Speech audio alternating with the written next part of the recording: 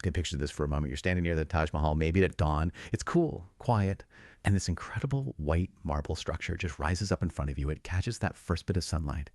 We always hear it's this, ultimate symbol of eternal love. But just before you get lost in the beauty, or even think about that love story, I want you to just close your eyes and really listen. Try and hear an echo of a scream that's, well, almost 4 centuries old now. Because on June 17th, 1631, far away from any monument, Mumtaz Mahal, her name meant, the chosen one of the palace, she was in agony. 30 hours of labor. Delivering her 14th child, she was literally begging to die. She didn't survive. Now, open your eyes again. That monument, that icon. It's not just a tomb for love. It's kind of a gravestone for motherhood itself, in a way. Welcome to the Deep Dive. Today, we're stepping into a world that's often hidden, the world of royal motherhood. We're not talking about queens celebrated for their smarts or leadership, not primarily anyway. We're talking about women who were, frankly, bred for their wombs. Pregnancy wasn't just personal, it was hardcore political necessity. Every contraction watched by officials, every miscarriage a potential crisis, every stillbirth could mean, well, even civil war down the line. Exactly. What we're exploring today is the really hidden cost, the brutal side of these royal bloodlines. These are the stories that often get glossed over in history class, aren't they? The incredible physical toll, the psychological burden, the intense political pressure these women endured, all for dynasties we still study. Their value, their suffering wasn't measured in personal terms, but in heirs produced. And this deep dive, it draws heavily from a really interesting YouTube video transcript called 10 History's Most Fertile Queens, The Hidden Cost of Royal Bloodlines. It compiles these powerful, often quite tragic stories. So our goal today is to really unpack that reality for you. Right, and the first thing that just jumps out is how a royal woman's body simply wasn't her own. It was seen as a state resource. And this constant demand for heirs, it often had truly deadly results. Mumtaz Mahal's story is, like you said, tragic, but it's almost a blueprint. It really is. Mumtaz Mahal, Shah Jahan's beloved wife, went through 14 pregnancies in just 19 years. Think about that. Almost constantly pregnant for 2 decades. 19 years, goodness. And she was with him on military campaigns, heavily pregnant, traveling in difficult conditions. You couldn't just leave the favorite wife behind. She died from postpartum hemorrhage, basically, severe bleeding after childbirth, following that brutal 30-hour labor with her 14th child. It's something often preventable today, but in 1631, without modern medicine, it was a death sentence. Her body just never got a chance to recover between pregnancies. And her story, though set in the Mughal Empire, it resonates across time and place. You see similar tragedies, for instance, with Isabella Valois in medieval Europe. Yeah. Much shorter life, but just as precarious. Oh, definitely. Isabella became Queen of England at 6 years old, can you imagine? Married to Richard II after he was overthrown and likely murdered. She was quickly married off again, this time to Charles, son of the French king. Her adult life was incredibly short and completely dominated by trying to produce heirs. So, yeah. She married Charles in 1406, aged 17. Immediately, the pressure was on. First pregnancy, stillbirth. Second, a daughter who died as an infant. Third pregnancy, in 1409, killed both her and the baby. She died in childbirth at just 19. 3 pregnancies in 3 years. 19. Her entire value was tied up in her womb. When her body failed that function, she was basically forgotten, replaced. The dynastic machine just kept rolling. It's so stark, isn't it? Yeah. There were vessels first, people second, and then there's Constance of Castile, Louis VII's second wife. She was specifically chosen for one job, right? Yeah. Make a male heir. Exactly. Louis VII of France had annulled his first marriage to Eleanor at Aquitaine, partly because they only had daughters. He needed a son. Dynastic stability, succession, avoiding power grabs, it all hinged on a male heir back then. Right. The stakes were huge. So Constance comes in after their marriage in 1154, and she starts having children very quickly, multiple births in rapid succession. But tragically, her time was short too. She died around 1160, and the cause was very likely complications from childbirth. And crucially, she hadn't produced that all-important male heir. So what happens? Louis immediately marries again. For a third time, the pressure never let up. But it wasn't just dying young in childbirth. The physical toll could be this relentless, soul-crushing cycle of loss, even if the queen lived longer. Queen Anne of England is such a profound example of that, isn't she? The last Stuart monarch. Oh, Anne's story is just heartbreaking. She endured 17 pregnancies. 17. 17 times the hope of a Stuart heir. 17 times it ended in tragedy. Stillbirths, miscarriages, children who only lived a few days, weeks, or years. Her longest surviving child, William, Duke of Gloucester, died when he was just 11. They say in Westminster Abbey, where she's buried, there are something like 20 small coffins around her larger one, each one a lost hope. That's an image that stays with you. Her doctors at the time, they had all sorts of theories. Today, there's speculation about autoimmune conditions, maybe systemic lupus or antiphospholipid syndrome. These can cause recurrent miscarriages, stillbirth. We don't know for sure, of course. But the bottom line was, her womb didn't belong to her. It belonged to England. And England just kept demanding an heir her body couldn't provide. It's just staggering. Looking at Mumtaz, Isabella, Constance, Anne, you see this pattern. Bodies pushed to the absolute limit, often fatally or just exhaustingly. What's the common thread here beyond the immense physical suffering across these different times and places? I think it's the almost disposable nature of these women. Once their primary function, reproduction, was seen to fail or was completed, their health, their lives just fundamentally secondary to the dynasty. No recovery time, no real medical understanding, and certainly no choice in the matter. Their job was to produce the next generation for the throne. If they died doing it or couldn't do it, someone else would be found to take their place. It's that brutal. So their bodies are state assets, their children the output, often pawns in political games. The physical cost was huge, we've seen that. But the psychological burden, that must have been immense too. Their whole lives turned into political tools. Maria Theresa of Austria, she seems like someone who didn't just endure motherhood, she kind of weaponized it politically. Yeah. How did she even manage that juggling act? Running an empire and constantly pregnant. Maria Theresa is quite remarkable. 16 children in 18 years. That's basically a pregnancy every 13 months for almost 2 decades. Unbelievable. While running the Habsburg Empire. Exactly. You have to try and picture it. She's negotiating treaties, maybe literally between contractions, planning military strategy while nursing a baby, managing the complex marriages of her older children while still giving birth to younger ones. And she absolutely used her children as political assets. Their personal happiness often took a backseat to dynastic advantage. Like with Marie Antoinette. Right. Her daughter, Maria Antonia, became Marie Antoinette, sent off to France for a crucial alliance. Another daughter, Maria Elizabeth, was apparently quite beautiful, a great marriage prospect, until smallpox scarred her face, ruined those prospects. Even having 16 children didn't guarantee anything without careful political deployment. It was a numbers game, but also a strategic one. And that pressure, the sheer weight of expectation to produce heirs, especially male heirs, the psychological toll could be crushing. Catherine de' Medici's story really highlights that desperation, doesn't it? Those 10 barren years. Oh, absolutely. For a decade after marrying the future Henry II of France, nothing. Catherine was in a terrible position. There were whispers about divorce, repudiation. The pressure was so intense she turned to doctors who suggested, frankly, disgusting remedies. Like what? I read something about cow dung. Yes, things like applying cow dung mixed with ground stag antlers to her source of life, as they put it, and even drinking mule's urine. Mule's urine. Wow. Yeah. The desperation. You'd have to be utterly desperate to try that. Completely. Imagine the humiliation, the feeling that your entire worth as queen, as a woman, was tied to whether or not you could conceive.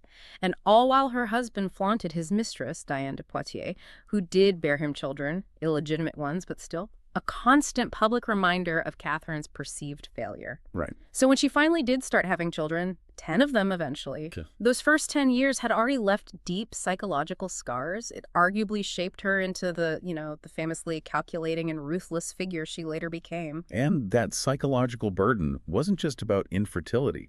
Even for queens who were fertile, the process itself could be deeply disliked. Queen Victoria was famously quite vocal about it. She was remarkably frank for her time, wasn't she? Declaring she had the greatest horror of having children. Yet she had 9, and unusually for the time, all survived into adulthood. Quite a contrast to someone like Queen Anne. Indeed. But Victoria hated being pregnant. She described it in letters, famously saying it made her feel like a dog or a cow. And there's strong evidence that she suffered from what we'd now likely call postpartum depression after several births. This profound sadness, exhaustion, largely dismissed back then. Of course. The constant cycle meant her husband, Prince Albert, effectively acted as regent quite often while she was pregnant or recovering. She became the grandmother of Europe through her children's marriages, creating this vast royal network.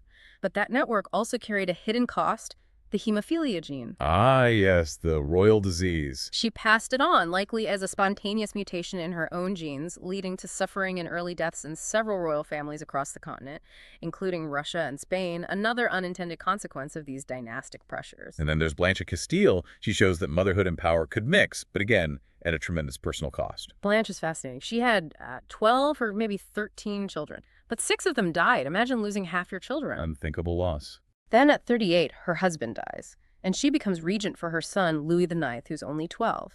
A very vulnerable position. Child king, potential rebellions. So she's fighting wars, negotiating treaties, arranging strategic marriages, running the kingdom, all while still grieving half her children and trying to protect the ones who survived. She eventually died, possibly from heart issues, while still serving as regent.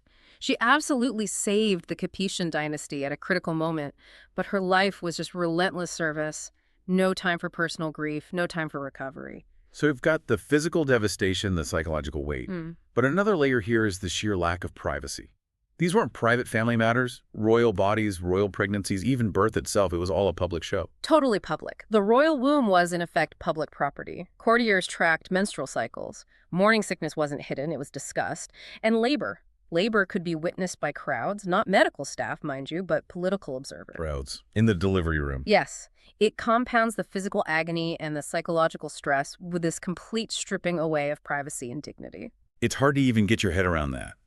Marie Antoinette's first delivery in 1778 sounds like something out of a bizarre play. It really does. Apparently, the room was so packed with courtiers, the heat so intense, the windows sealed against drafts, that after 12 hours of labor, she actually fainted from lack of oxygen. Fainted from the crowd. Fainted from the lack of air, the sheer crush of people.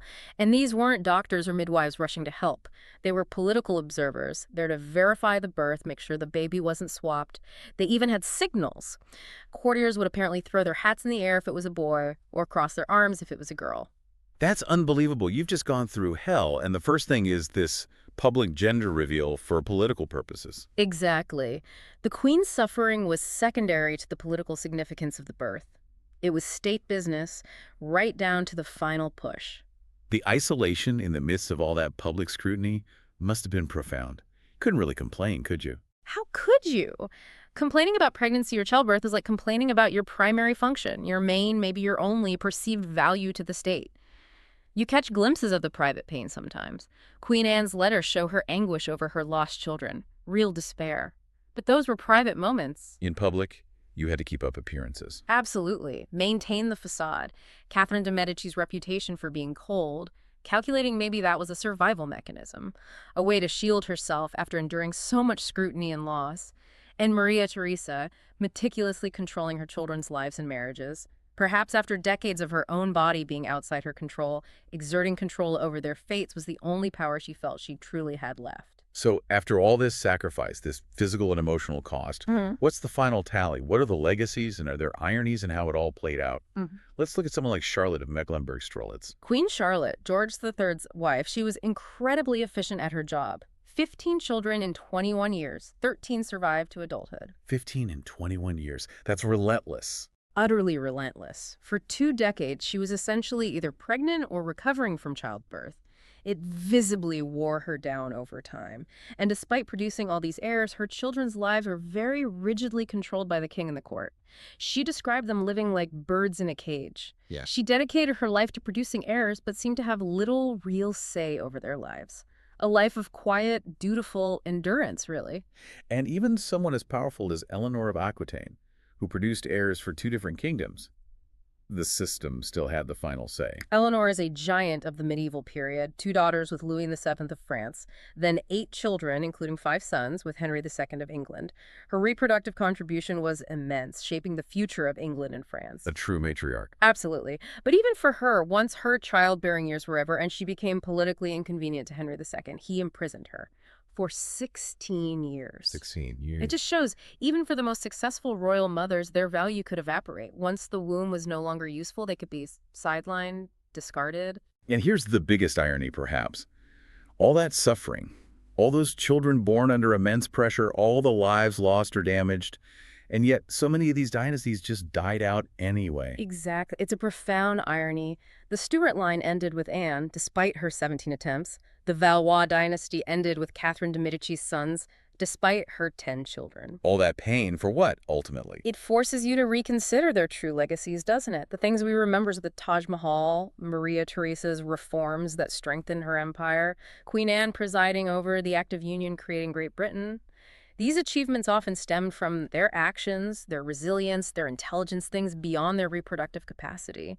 They had immense value besides being mothers, but they lived in an era that struggled to see it, or maybe refused to see it. And you do see faint echoes today, don't you? The intense media focus on modern royal women, speculation about pregnancies, the pressure to produce heirs. Oh, the pressure and speculation are definitely still there, but the context is worlds apart, thankfully. Modern medicine makes pregnancy far safer. Public relations teams manage the narrative.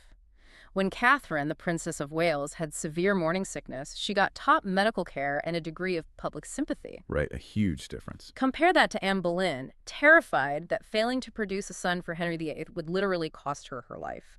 The stakes are just completely different now. That public ownership of royal reproduction still exists in a media sense, maybe, but the life and death consequences are gone. So maybe the next time you encounter one of these grand monuments like the Taj Mahal or read about these queens, pause. Try to listen past the official story. Listen for those silenced voices, the echoes of the women behind the heirs. We should remember them not just as mothers of kings, but as individuals who faced unimaginable circumstances with incredible strength. They deserve more. Better medicine, yes, but also better choices, more recognition of their basic humanity. And it makes you think, in celebrating the empires and dynasties they helped build, sometimes literally died for, what other stories of sacrifice have we pushed aside? That marble of the Taj Mahal, it still glows at dawn, just like it did back in 1631 when Mumtaz Mahal died. And if you listen closely enough, maybe you can still hear that echo. Not an echo of romance, perhaps, but of a woman pushed beyond her limits, giving everything to a system that always demanded more. History's grandest stages are often built on unseen sacrifices. These women bore so much of that weight.